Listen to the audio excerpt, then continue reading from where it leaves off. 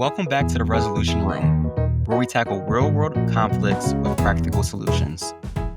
I'm Robert Holmes, and today we're diving into one of the most powerful yet underused conflict resolution strategies: finding common ground.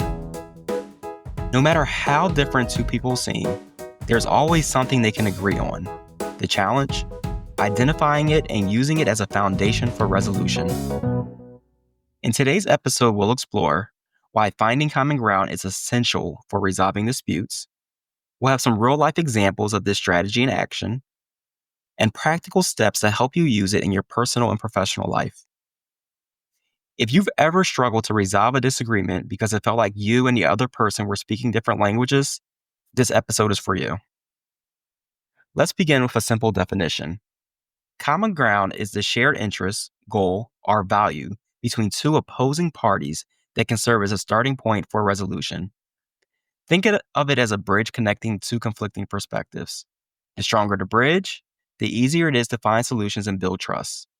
Example: imagine two coworkers, Lisa and James, who constantly argue about how to approach a project. Lisa wants structure and planning, while James prefers flexibility and creativity. Their common ground? You guessed it. They both want the project to succeed. Once they realize this, they stop arguing about who's right and start working on how to integrate both styles for the best outcome. When emotions run high, people focus on differences instead of shared interests. But here's why common ground is so effective. It reduces defensiveness. People are more likely to cooperate when they feel heard.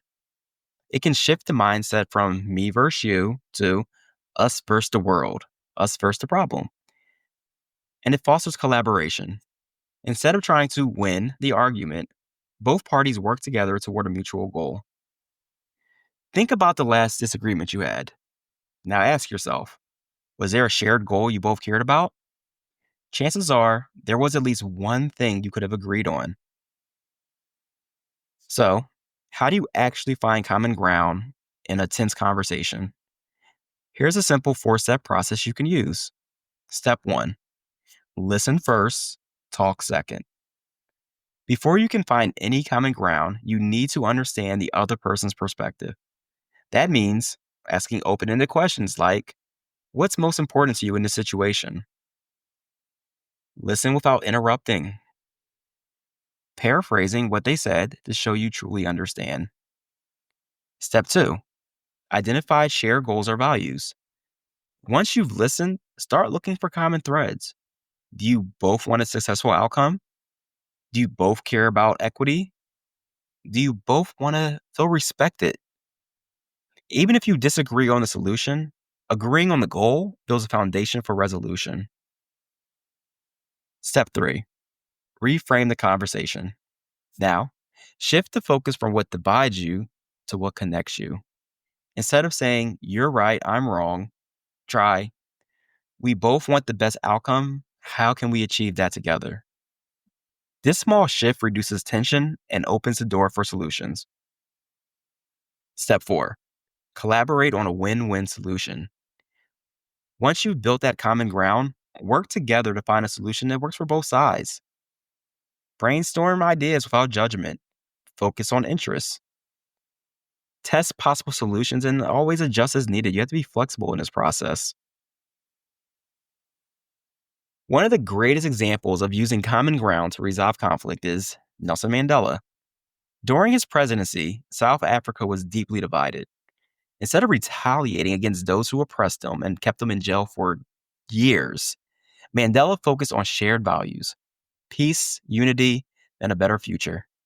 He famously said, if you want to make peace with your enemy, you must work with your enemy. Then he becomes your partner.